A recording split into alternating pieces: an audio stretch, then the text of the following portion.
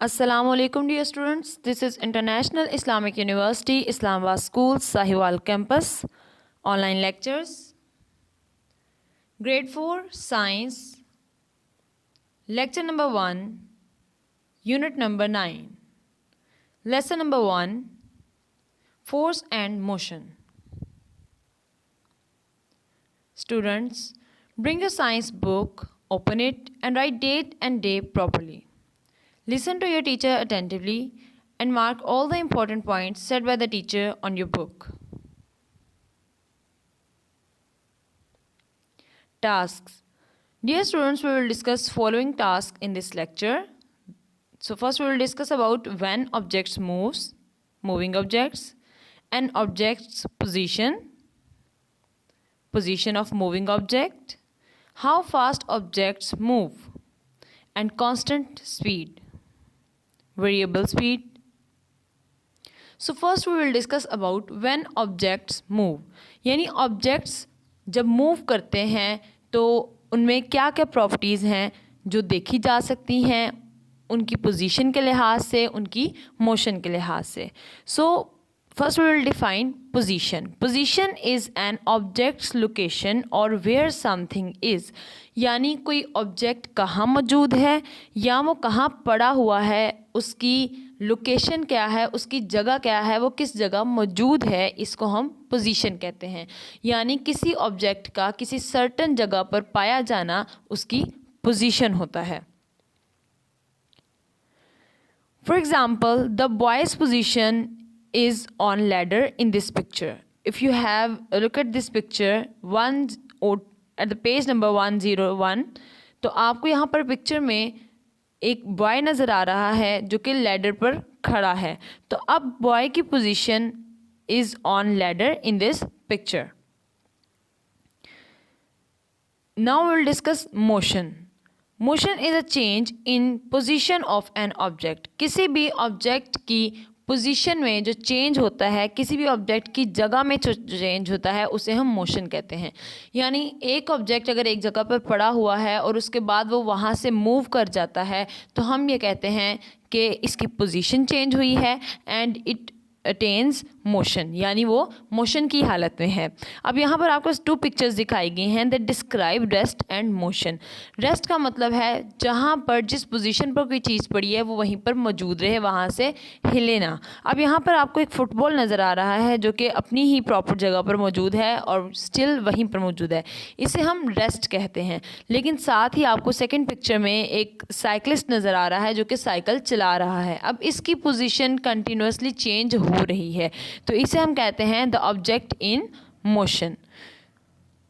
So if you take the example of motion, the girl in this picture is in motion. अगर आप देखें page number 101 पे जो girl slide कर रही है आपको पिक्चर में नज़र आ रहा है. So the position of this girl is continuously changing. जैसे वो स्लाइड करती है, पहले वो स्लाइड के एक एंड पे होती है, देन वो स्लाइड करके दूसरे एंड पे आ जाती है. अब यहाँ पर जब पोजीशन चेंज हो रही है so we can say that this object is in motion.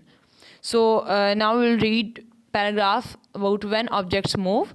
So look at the picture of the children playing. How would you describe the position of the boy? आप boy की position को किस तरह से describe करेंगे? तो अभी हमने सीखा कि पोजीशन से मुराद किसी भी ऑब्जेक्ट की लोकेशन है, यानी वो कहाँ पर मौजूद है, और where something is. So you might say the position of the boy is on ladder or beside the slide. अब हम ये कह सकते हैं कि लड़का या तो सीढ़ी पर खड़ा है या फिर उसकी जो पोजीशन है वो स्लाइड की दूसरी जानिब है. यानी हम सराउंडिंग के एतबार से पोजीशन को डिस्क्राइब करते हैं. अगर एक रूम में बहुत सारी टेबल्स हैं और चेयर्स हैं और अगर कोई भी शख्स किसी एक चेयर पर बैठा है तो अब उसकी लोकेशन क्या है, that he is sitting on a chair. तो हम उसकी लोकेशन कैसे बताएंगे, वो चेयर पर बैठा है. लेट्स सपोज आप अपने कमरे के डोर के पास खड़े हैं. सो आपकी पोजीशन क्या है, that you are standing in door.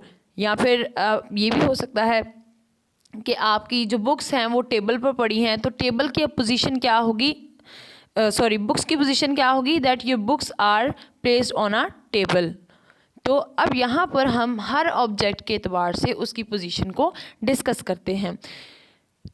Now look at the girl sliding down the slide. अब हमने पोजीशन देखा, अब हम देखेंगे कि जो गर्ल स्लाइड कर रही है अब वो कौन सी प्रॉपर्टी है जिसको वो अटेन किए हुए है। तो अब यहाँ पर the girl is in motion, girl motion में है क्योंकि उसकी पोजीशन कंटिन्यूसली चेंज हो रही है। जैसे हमने मोशन की डेफिनेशन में देखा कि motion is a change in the position of an object. तो कोई भी ऑब्जेक्ट जब अपनी पोजीशन चेंज करता है तो उसे हम मोशन कहते हैं। अभी हमने एग्जांपल डिस्कस की दैट लेट्स सपोज कि आप अपने रूम के डोर के पास खड़े हैं।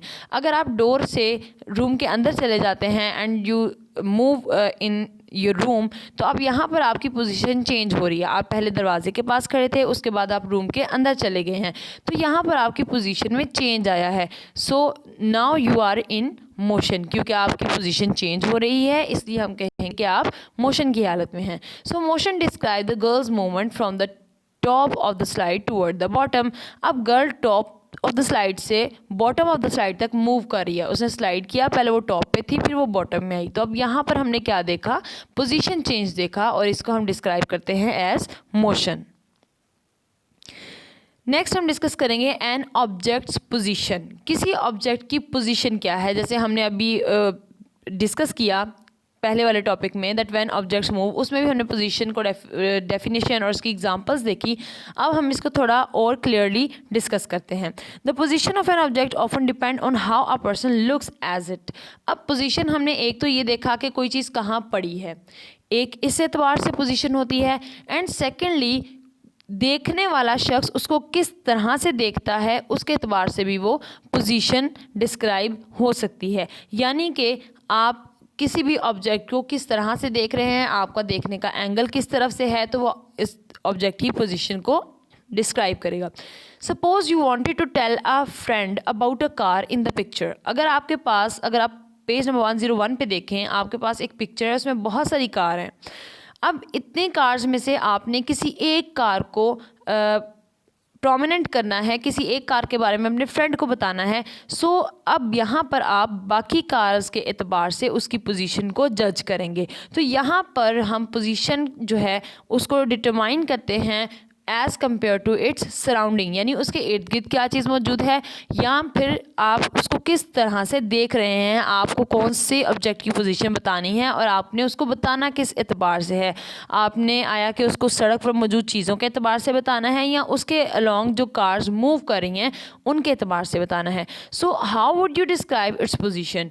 You could use numbers. तो आप क्या यूज़ करेंगे? नंबर्स यूज़ करेंगे। जैसे हम काउंट करते हैं 1 2 3 4, तो आप कहेंगे कि ये कार जो है, let's suppose we are discussing about 5th number car, तो आप यहाँ पर अगर पेज नंबर 101 पे काउंट करें दैट 1 2 3 4 5, सो 5th पोजीशन पे जो कार है हम उसको प्रोमिनेंट करेंगे कि ये 5th पोजीशन पे जो कार है, I am discussing about it. So a person use position words such as in front of, behind, left, right and beside. तो आप जिस तरह हमने अभी नंबर्स की बात की कि हम पोजीशन डिस्क्राइब करने के लिए नंबर्स को यूज़ करेंगे, इसी तरह हम पोजीशन वर्ड्स यूज़ करते हैं, जैसे in front of, behind, left, right and beside. For example, आपकी बुक्स आपकी राइट साइड पर पड़ी हैं, तो आप क्या कहेंगे? My books are laying on my right side.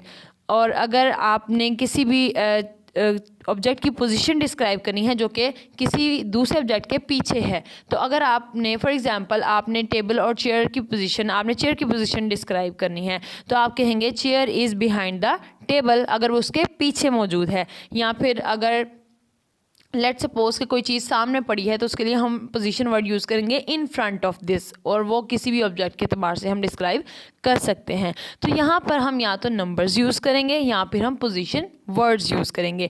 जैसा कि हमारे पास पिक्चर में कार्स थी तो हमने नंबर्स यूज़ किए। लेट्स सपोज अगर हम अब देखें कि 6th पोजीशन पे जो कार है, मैं उसके बारे में डिस्कस कर रहा हूँ और मैंने अपनी किसी फ्रेंड को बताना है कि इसकी पोजीशन ये है। अब आपसे क्वेश्चन यही किया गया that you wanted to tell a friend about a car, यानी कि यहाँ पर आपको एक एक्टिविटी दी गई जिससे आप सीखेंगे कि पोजीशन वर्ड्स क्या होते हैं या पोजीशन नंबर्स क्या होते हैं। So let's count it 1 2 3 4 5 and 6। अब 6th पोजीशन पे जो कार है मैं उसको ईजीली नॉमिनेट कर सकती हूँ कि ये वो कार है जिसके बारे में बताना है। So you could also use position words such as in front of, behind, left, right and beside. The words you use might change if you were riding in a car. लेकिन अगर आप car में move कर रहे हैं, अगर आप car में सवारी कर रहे हैं, तो ये पोजीशन वर्ड्स चेंज हो सकते हैं. लेट्स सपोज एक ट्री बिल्कुल सामने मौजूद है और आप कार में राइडिंग कर रहे हैं, लेकिन अगर आपकी कार अगर वो सामने मौजूद है, आप कहेंगे the tree is in front of us, कि आपके सामने मौजूद है. लेकिन चूंकि आप मोशन की हालत में हैं, अगर आपकी कार वहाँ से मूव कर जाती है और वो दरख्त पीछे रह जाता है, तो आप क्या कहेंगे, the tree is behind us, वो हमारे पीछे है. तो इस तरीके से एक ऑब्जेक्ट के एतबार से दूसरे ऑब्जेक्ट की पोजीशन को डिस्क्राइब किया जा सकता है. So let's suppose an example. Suppose you wanted to tell a friend about a car in the picture. You could use numbers to describe the distance. तो आप distance को describe करने के लिए क्या यूज़ करेंगे, numbers यूज़ करेंगे. अब हम जितना बड़ा डिजिट लेंगे यहाँ पे, अगर हमने सेकंड नंबर वाली कार का डिस्कस करना है तो उसका डिस्टेंस स्मॉल होगा, लेकिन अगर हम 6, 7 या 8 नंबर वाली कार का डिस्कस करते हैं with respect to first car, तो डिस्टेंस ज़्यादा होगा. तो हम डिस्टेंस बताने के लिए क्या करेंगे, पोजीशन वर्ड्स यूज़ करेंगे जो कि नंबर्स की फॉर्म में होगा. अब यहाँ पर आपको स्लाइड में एक पिक्चर नज़र आ रही है जिसमें आपको पोजीशन डिस्क्राइब की गई है एक ऑब्जेक्ट की. लेट्स सपोज एक बॉल की आपको यहाँ पर पोजीशन डिस्क्राइब की गई है. पहले बॉल टेबल पर थी, फिर बॉल जो है वो इस गर्ल के हाथ में थी एंड देन उसके हेड पर थी. तो अब यहाँ पर क्या है, ऑब्जेक्ट की पोजीशन हम डिस्क्राइब कर रहे हैं, on the table, in hand of a girl और on the head of a girl. तो अब यहाँ पर हम क्या डिस्कस कर रहे हैं, पोजीशन डिस्कस कर रहे हैं एक ऑब्जेक्ट की. सो you could also draw a map. आप एक मैप भी ड्रॉ कर सकते हैं पोजीशन बनाने के लिए. And map model the position of object in relation to each other. तो अभी जैसे मैंने कहा कि हम एक चीज़ के एतबार से, एक चीज़ के रिस्पेक्ट से हम दूसरी की पोजीशन डिस्क्राइब करते हैं, तो आप मैप पर इस तरीके से उसको डिस्क्राइब कर सकते हैं. जैसे अगर हम इसकी मज़ीद एग्जांपल्स लें, अगर दो लोग खड़े हैं, तो अगर आपके सामने आपका फ्रेंड खड़ा है तो आप क्या कहेंगे, my friend is standing in front of me. और अगर वो आपके पीछे खड़ा है, आप कहेंगे my friend is standing behind me. और अगर राइट और लेफ्ट पे है तो आप right and left words use करेंगे. So these are basically the position words that are use to describe the position of an object with respect to other objects in its surroundings. Now we'll discuss about position of moving object. हमने still objects की position तो देखी, अब हम moving objects की position देखते हैं कि वो किस तरह से मूव करते हैं और उनकी पोजीशन को हम कैसे डिस्क्राइब करेंगे. So the first one is that objects on a map are fixed in place. अगर हम एक मैप पे ऑब्जेक्ट्स की बात करें तो वो फिक्स्ड होते हैं, हमने उसको फिक्स्ड पोजीशन दी होती है. The way you describe their position में change depending on the position and motion of other objects. लेकिन उनकी पोजीशन किसी दूसरे ऑब्जेक्ट की मोशन या उसकी पोजीशन के एतबार से चेंज हो सकती है. यानी अगर आपने एक ऑब्जेक्ट को डिस्क्राइब करना है और वो आपने मैप पर शो किया हुआ है, तो आप उसकी पोजीशन को किसी दूसरे ऑब्जेक्ट की पोजीशन के लिहाज से डिस्क्राइब कर सकते हैं, या फिर आप उसको उसके मोशन के एतबार से डिस्क्राइब कर सकते हैं. यानी अगर एक चीज़ मूव कर रही है तो हम दूसरी को उसके रिस्पेक्ट से नंबरिंग दे सकते हैं. अब हम इसको एग्जांपल्स के साथ देखते हैं, हमें और ज़्यादा क्लियर हो जाएगा. लेट्स सपोज आपके पास यहाँ स्लाइड पे एक पिक्चर नज़र आ रही है. 3 ट्रीज़ हैं आपके पास. अब 3 ट्रीज़ में अगर आप देखें कि पहले फर्स्ट पिक्चर में क्या हुआ, कार जो थी वो थर्ड ट्री के पास थी. एंड अगर आप नीचे वाली पिक्चर में देखें तो अब कार जो है वो कहीं भी मौजूद नहीं है. This means that the moving object is car and the still object is tree. अब यहाँ पर कार की अगर मैं पोजीशन बताना चाहूँ तो मैं कहूँगी that car is in front of tree. Car उसके या बिसाइड ट्री, बल्कि बिसाइड ट्री ज़्यादा बेहतर रहेगा यहाँ पे. अब कार जो है वो दरख्त की साइड पर मौजूद है and which tree, third one. लेकिन अगर नेक्स्ट में देखें तो अब कार चूँकि मूविंग ऑब्जेक्ट थी वो यहाँ से मूव कर चुकी है. तो अब हम इसकी पोजीशन इस ट्री के एतबार से क्या बताएंगे, दैट कार इज़ अगर हम कार के एतबार से ट्रीज़ की पोजीशन बताएं तो हम क्या कहेंगे, that trees are behind the car, क्योंकि कार इन ट्रीज़ को छोड़कर आगे मूव कर चुकी है.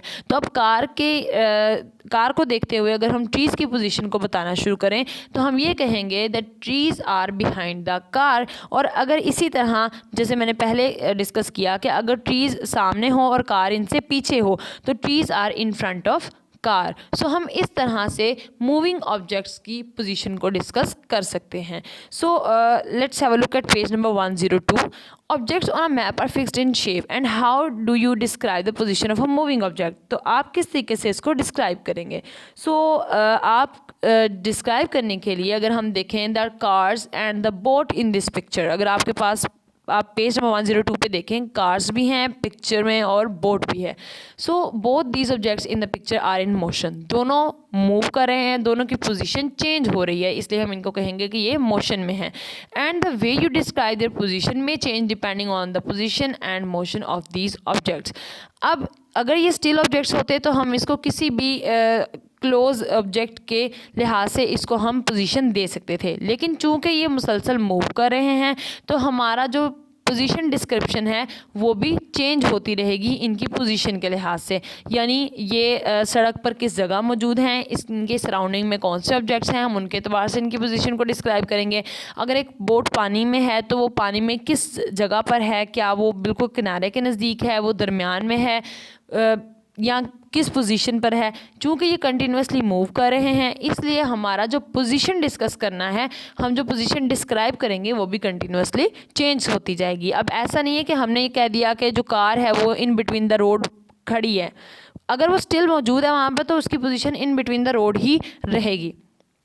लेकिन अगर वो रोड के दरमियान में मौजूद नहीं है, अगर वो मूव कर रही है, तो अब कार की पोजीशन हम ये नहीं कह सकते कि कार जो है वो सड़क के दरमियान में मौजूद है, क्योंकि वो मूव कर रही है और वो कंटिन्यूसली मूव कर रही है, इसलिए हम उसकी पोजीशन भी उसकी मोशन के लिहाज से बताएंगे। Is it clear class? So it would be behind me and my position stay the same compared to the car। अगर आप यहाँ इस पिक्चर में देखें that it would be behind me and अब यहाँ पर आपके पास ये तीन जो स्टेटमेंट्स दी गई हैं ये बेसिकली इस आपकी एक्सरसाइज को सॉल्व किया गया है जो कि क्वेश्चन नंबर 3 है। क्वेश्चन नंबर 3 में आपसे ये पूछा गया है read and look at the picture. आपने रीड करना है, पिक्चर को देखना है और इन क्वेश्चंस को आंसर करना है। So if you were riding in the white car, अब इसको अगर हम इस एग्जाम्पल को डिस्कस करते हैं तो इस पोजीशन ऑफ मूविंग ऑब्जेक्ट हमारे माइंड में और क्लियर हो जाएगा, तो हम इसको डिस्कस करते हैं। If you are riding in a white car, अगर आप वाइट कार में जा रहे हैं, the blue car would appear to move toward you, और ब्लू कार आपको आपकी तरफ आती हुई दिखाई दे रही है। How would you describe the position of the blue car once you passed it.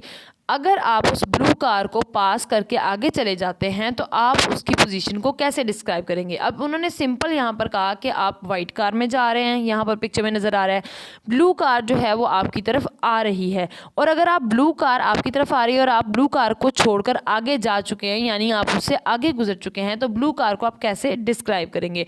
So obvious बात है कि अगर ब्लू कार जो है वो आपकी तरफ मूव कर रही है और आप ऑनवर्ड मूव कर रहे हैं और आप ब्लू कार को वहीं छोड़कर आप आगे मूव कर जाते हैं तो ब्लू कार आपके पीछे रह जाएगी। So we will write here that it would be behind me, ये मेरी गाड़ी से पीछे होगी। So the next one is that sometimes a car near your car will move with the same speed and in the same direction as your car।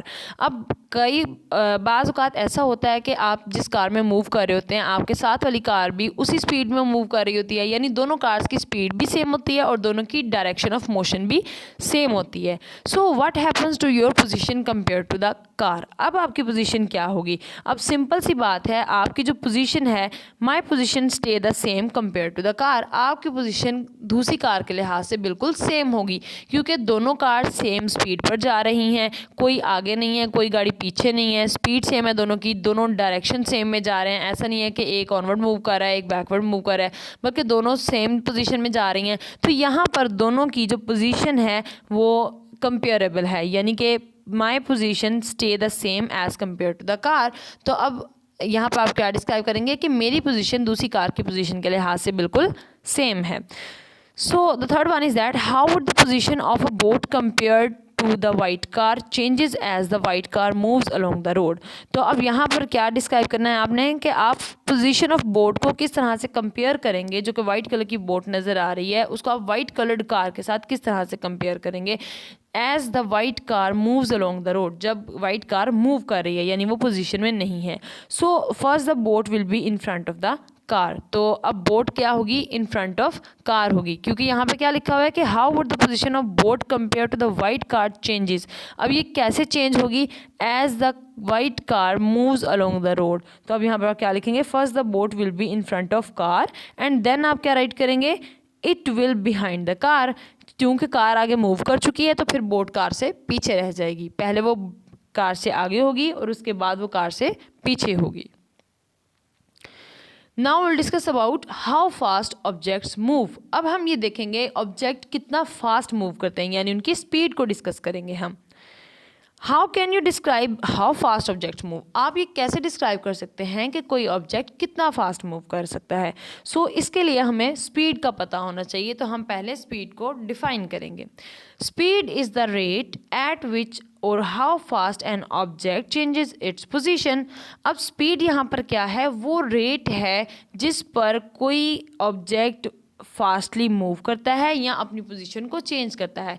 यानी कोई भी object कितना ज़्यादा अपनी पोजीशन चेंज कर रहा है और कितनी तेज़ी से कर रहा है, इसको हम स्पीड कहते हैं। So a jet plane speed is about 900 kilometre per hour. अगर हम एक जेट प्लेन की स्पीड देखें तो वो 900 किलोमीटर कवर करता है 1 घंटे में, यानी उसकी स्पीड यहाँ पर क्या है, बहुत फास्ट दिखाई गई है और वो 900 किलोमीटर्स का डिस्टेंस 1 आवर में इजीली कंप्लीट कर सकता है।